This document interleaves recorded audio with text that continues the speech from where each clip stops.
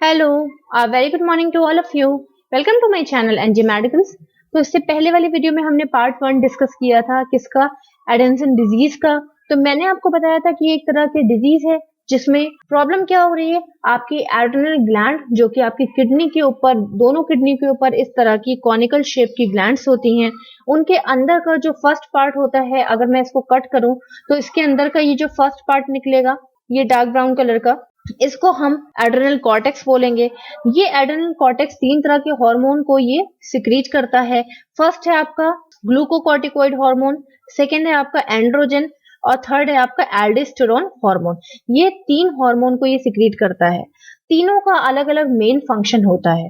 तो जब भी एडिसन डिजीज होती है तो ये तीनों हार्मोन अच्छे से सिक्रीट नहीं हो पाते हैं due to the problem in adrenal gland, due to the problem in your brain, due to the problem in your pituitary gland. क्योंकि ये तीनों चीजें एक दूसरे से लिंक हैं और तीनों चीजें एक दूसरे से डायरेक्टली कनेक्टेड हैं इन तीनों हार्मोन को निकालने के लिए। तो अब यहाँ पे हम देखने वाले हैं clinical features, diagnostic evaluation, management, prevention and complications of this disease. तो चलिए देख लेते हैं आगे। सो सिम्टम्स, तो फर्स्ट है आपका एक्सट्रीम फैटीग, बहुत ज्यादा थकान फील होगी। तो मैंने आपको बताया था कि ग्लूकोकॉर्टिकोइड जो हार्मोन था वो आपके ग्लूकोज को इंक्रीज करता है और आपके इंसुलिन को डिक्रीज करता है, राइट। तो यहाँ पे जब ग्लूकोकॉर्टिकोइड अच्छे से फंक्शन नहीं करेगा, डिक्रीज हो जाएगा, तो आपका ग्लूकोज लेवल भी डिक्रीज हो जाएगा। तो जब ग्लूकोज लेवल डिक्रीज हो जाएगा, and as we all know that कि ग्लूकोज हमारे अंदर एनर्जी का काम करता है, तो आपको एक्सट्रीम थकान, फैटीग फील होगी, राइट। नेक्स्ट है आपका वेट लॉस। तो सिंपली वेट लॉस होगा बिकॉज आपको एनोरेक्सिया हो गया। क्योंकि 20% केसेस में देखा जाता है कि 20% एडिसन डिजीज के केसेस में देखा गया है अकॉर्डिंग टू द रिसर्च के एनोरेक्सिया हो जाता है लोगों को। सो एनोरेक्सिया होने की वजह से क्या हो रहा है कि उनको भूख नहीं लगेगी तो उनको वेट लॉस होगा। नेक्स्ट है आपका darkening of the skin, skin darkening हो जाएगी। तो स्किन को डार्क करने के लिए हमारे अंदर एक होता है केमिकल टाइप का, दैट इज मिलानिन। तो मिलानिन क्या करता है, आपको, जिनके अंदर ज्यादा मिलानिन होता है वो ज्यादा डार्क कलर के होते हैं, ज्यादा डार्क कॉम्प्लेक्शंस के होते हैं, और जिनके अंदर कम मिलानिन होता है, लेस मिलानिन होता है, वो फेयर कॉम्प्लेक्शंस के होते हैं, ठीक है।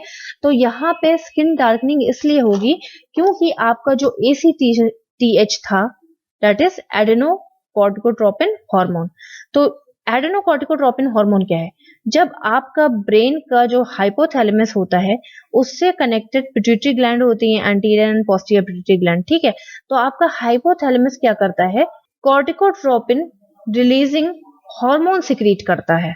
ये कॉर्टिकोट्रोपिन रिलीजिंग हार्मोन आपके पिट्यूटरी ग्लैंड पे एक्ट करता है, और पिट्यूटरी ग्लैंड इसके एक्शन के बाद एक और हार्मोन सिक्रीट करती है, that is ACTH।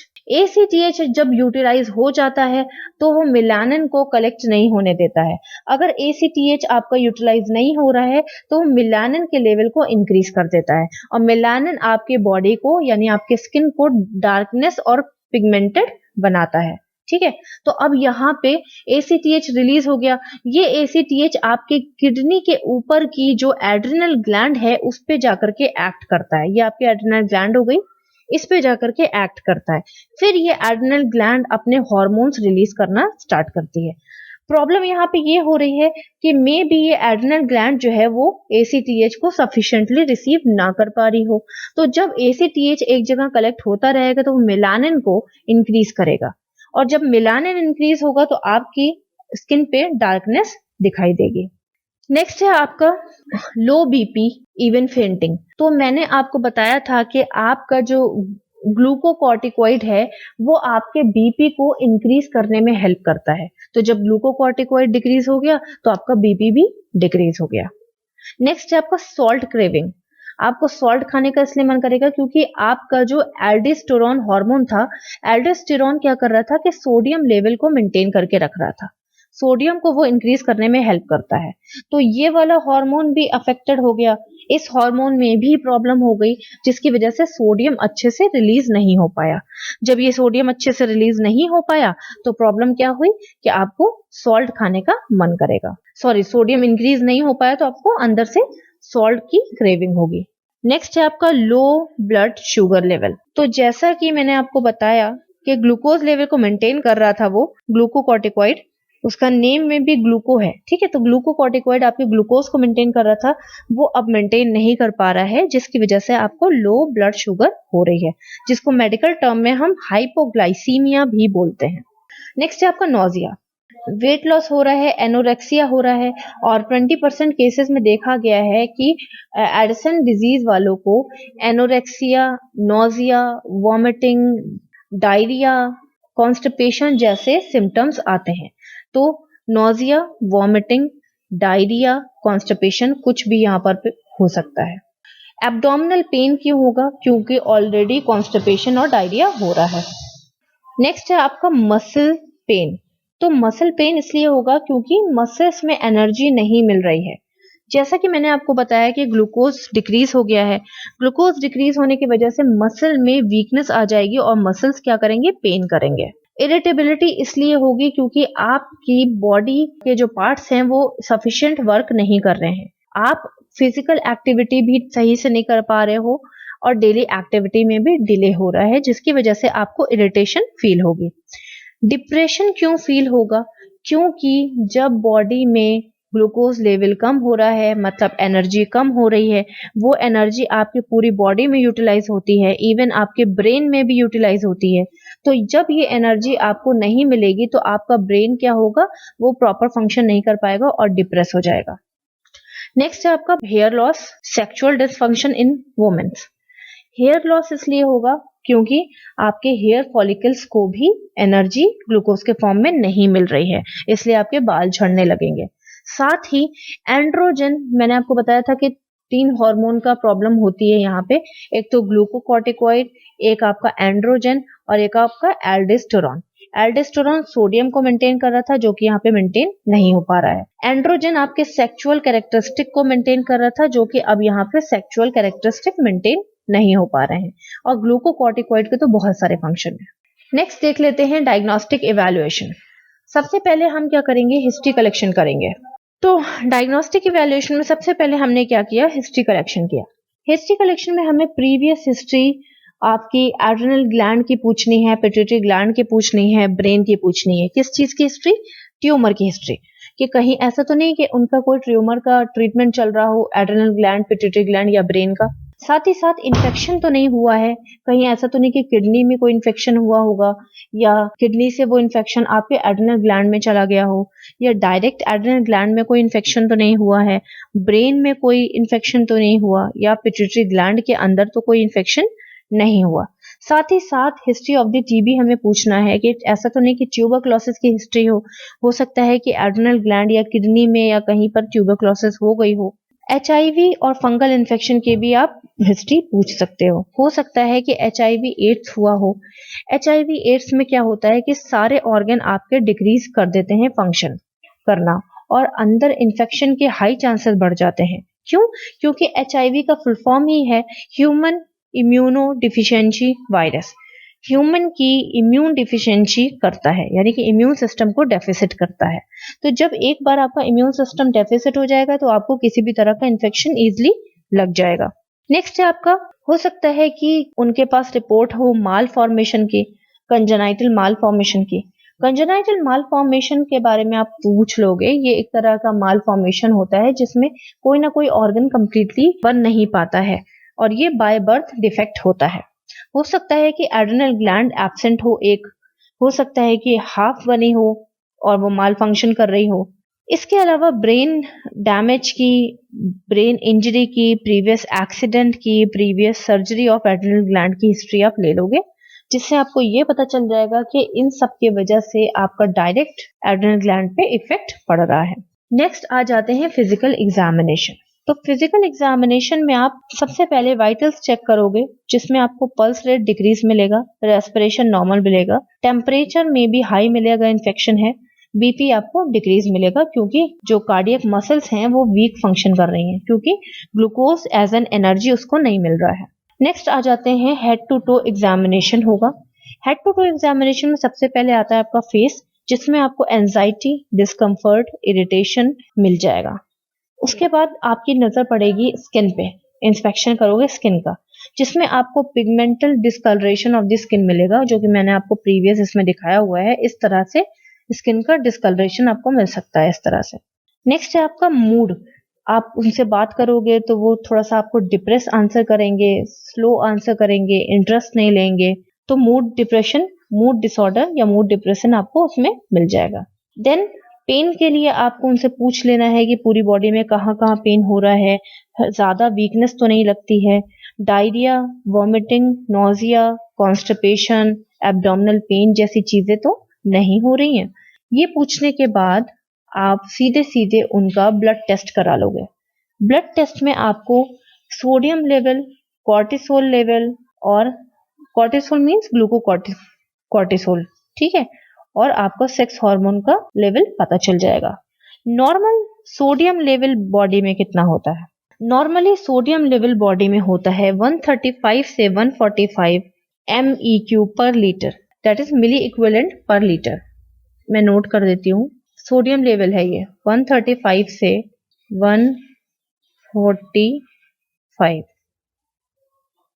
MEQ per litre, ठीक है, ये होता है नॉर्मल सोडियम लेवल। तो आपका सोडियम लेवल कैसा मिलेगा? डिक्रीज मिलेगा। नेक्स्ट है कॉर्टिसोल लेवल। तो कॉर्टिसोल लेवल आपको कितना मिलेगा? ये मॉर्निंग में चेंज होता है और इवनिंग में चेंज होता है, क्योंकि कॉर्टिसोल आपका स्ट्रेस हार्मोन होता है। तो मॉर्निंग में ये आपको 6 से 8 माइक्रोग्राम पर DL आपको ये मॉर्निंग में मिलेगा, और इवनिंग में ये आपको 4 PM के आसपास ये आपको 3 से 10 माइक्रोग्राम पर DL मिलेगा। 3 से 10 माइक्रोग्राम पर DL मिलेगा इवनिंग में। सेक्स हार्मोन आपको नॉर्मली सही मिलेंगे। सेक्सुअल कैरेक्टरिस्टिक आपको डिक्रीज मिलेगा। साथ ही साथ abdominal x-ray and CT scan से आपको क्या क्या पता चलेगा, ये इंपॉर्टेंट है। एक्सरे से आपको पता चलेगा, यहाँ पे देख लो, एक्सरे से आपको पता चलेगा कि व्हाइट स्पॉट आपको देखने को मिलेंगे। ये व्हाइट स्पॉट में भी माइक्रो ऑर्गेनिजम्स हैं जो कि आपको दिख रहे हैं, छोटे छोटे, बहुत छोटे छोटे। साथ ही साथ जब आप सिटी स्कैन करोगे तो सिटी स्कैन में आपको एड्रेनल ट्यूमर, किडनी ट्यूमर, अगर आप ब्रेन का कराते हो तो ब्रेन ट्यूमर, ये सारी चीजें आपको देखने को मिलेंगी। तो एड्रेनल यहाँ पे ट्यूमर आपको देखने को मिल रहा है, देख लो, लेफ्ट एड्रेनल मास देखने को मिल रहा है। इसके साथ साथ आप जब ब्लड टेस्ट में WBC काउंट आपको इंक्रीज मिलेंगे। क्यों? क्योंकि इन्फेक्शन अंदर हो चुका है, इस वजह से आपको इसिनोफिल्स यानी WBC काउंट इंक्रीज मिलेंगे। यूरिन टेस्ट जब आप कराओगे तो यूरिन टेस्ट में आपको कॉर्टिसोल लेवल डिक्रीज मिलेगा, सोडियम लेवल डिक्रीज मिलेगा, ये सारी चीजें मिलेंगी। Other test like urine test की यहाँ पे बात चल रही है, ब्लड टेस्ट की बात चल रही है, ये सारी चीजें कराने से आपको कंफर्मेशन हो जाएगा कि कौन सी डिजीज कंडीशन है। नेक्स्ट आ जाते हैं मैनेजमेंट। मैनेजमेंट में फ्लूडोकॉर्टिसोन टैबलेट आप दे सकते हो। फ्लूडोकॉर्टिसोन टैबलेट प्रिवेंट करता है सोडियम लॉस को, सोडियम को यूरिन से बाहर निकालने से प्रिवेंट करता है। क्यों? क्योंकि ऑलरेडी सोडियम आपके अंदर कम है, और सोडियम कम होने की वजह से आपके अंदर का जो एक्शन पोटेंशियल है, जो फंक्शन करने की कैपेबिलिटी है, जो सेल्स की मैसेज पास करने की कैपेबिलिटी है, वो डिक्रीज हो जाती है। ज्यादा कैपेबिलिटी डिक्रीज होने से आप डिप्रेशन में जा सकते हो, सीवियर डिप्रेशन में। इसके लिए आपको फ्लूडोकॉर्टिसोन टैबलेट लेनी पड़ेगी। नेक्स्ट है आपकी हाइड्रोकॉर्टिसोन।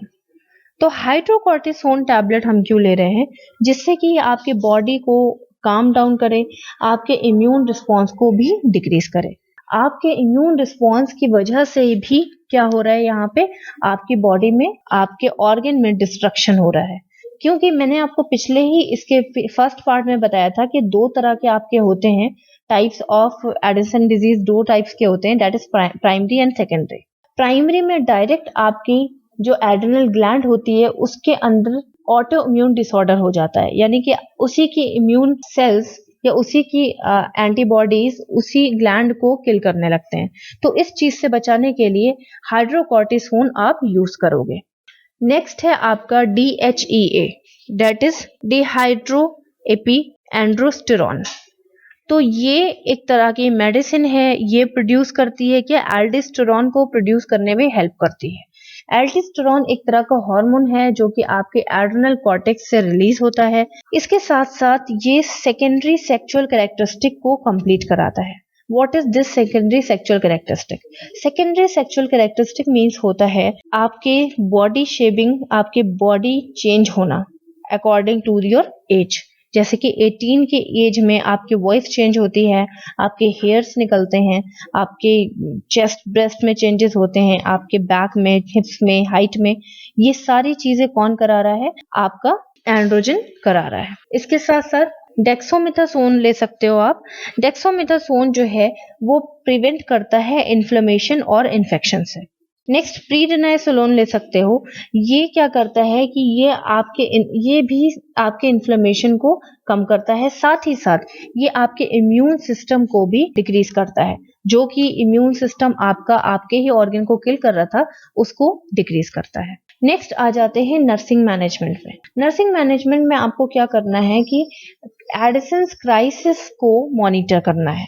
एडिसन क्राइसिस एक तरह का एडिसन्स डिजीज का कॉम्प्लिकेशंस है। इसमें जितने भी सिम्टम्स आएंगे वो सीवियर आएंगे और इसमें डेथ और कोमा के भी चांसेस हो जाते हैं। स्ट्रिक्ट मेडिकेशन शेड्यूल रखना है। अगर आप स्ट्रिक्ट मेडिकेशन शेड्यूल नहीं रखोगे तो एडिसन क्राइसिस होने के चांसेस बढ़ जाएंगे। इन्वायरमेंट के स्ट्रेस को डिक्रीज करना है। पेशेंट को हेल्थ टॉक देना है, पेशेंट को डाइवर्जनल थेरेपीज देना है, पेशेंट को different type of conversation patient से करते रहना है, इंटरपर्सनल रिलेशनशिप मेंटेन करते रहना है, जिसकी वजह से पेशेंट के अंदर सुसाइडल थॉट्स ना आए। क्यों? क्योंकि जब क्राइसिस बढ़ता है, एडिसन्स क्राइसिस बढ़ता है, तो डिप्रेशन अपने सीवियर स्टेज में जा सकता है। पेशेंट को एजुकेट करना है और उसके साथ साथ उसकी फैमिली को भी एजुकेट करना है कि अगर इस डिजीज को जल्द से जल्द ठीक ना किया गया तो ये कॉम्प्लिकेशंस ला सकती है। इसके लिए पेशेंट को टाइमली मेडिसिन लेनी है, जो भी प्रिकॉशंस दिए हैं वो उसको यूज करने हैं, जो भी उसको डॉक्टर्स बोलते हैं उनको फॉलो करना है। पेशेंट को एजुकेट करना है अबाउट दी प्रिकॉशंस, प्रिवेंशंस। हर चीज के लिए पेशेंट को एजुकेट करना है और बताना है कि किस चीज का क्या बेनिफिट है। पेशेंट को इंस्ट्रक्ट करना है कि डिस्चार्ज होने से पहले जितना भी फॉलो अप केयर दिया हुआ है, जितना भी डॉक्टर ने उसको बोला हुआ है फॉलो करने के लिए, वो सारी चीजें उसको फॉलो करनी है। फिर चाहे वो कोई मेडिसिन हो, चाहे वो कोई एक्सरसाइज हो, चाहे वो डाइट हो। नेक्स्ट आ जाते हैं प्रिवेंशन में। तो नॉर्मली इसका कोई प्रिवेंशन नहीं है, क्योंकि आपके एड्रेनल ग्लैंड जो है वो प्रॉब्लम क्रिएट कर रही है। मे बी आपका ब्रेन प्रॉब्लम क्रिएट कर रहा है, मे बी आपका पिट्यूटरी ग्लैंड जो कि ब्रेन के अंदर है वो प्रॉब्लम क्रिएट कर रही है। तो इसके लिए प्रिवेंशन नहीं है, बस आप अपने ट्रीटमेंट को सीरियसली लो, फॉलो करो। नेक्स्ट आ जाते हैं कॉम्प्लिकेशंस। तो इसका एक ही कॉम्प्लिकेशन 10 कॉम्प्लिकेशंस के बराबर है, दैट इज एडिसन्स क्राइसिस, जो कि मैंने आपको बताया कि ये एक सीवियर फॉर्म होती है एडिसन डिजीज की। इसमें देखो कोमा भी हो सकता है, इसमें आपके एब्डोमिनल पेन इतना होगा कि आप फेंट हो जाओगे, साथ ही साथ इतनी नॉजिया वॉमिटिंग बढ़ जाएगी कि आपको आपके अंदर फ्लूइड और इलेक्ट्रोलाइट का डिसबैलेंस हो जाएगा, साथ ही साथ आपको फीवर आने लगेगा, हार्ट अटैक आ सकता है। क्यों? क्योंकि हार्ट मसल में एनर्जी नहीं मिल रही है जिसकी वो उसको बीट कर सके। साथ ही साथ आपके हाइपर पिगमेंटेशन यानी कि पूरी बॉडी में अजीब अजीब ब्लैक कलर के पिगमेंट देखने को मिलेंगे। So this is all about the sinus symptoms, diagnostic evaluations, management, prevention and complication of the Addison disease. If you are having any doubt please ask me in the comment box. फिर मिलते हैं next video में। Take care, bye bye.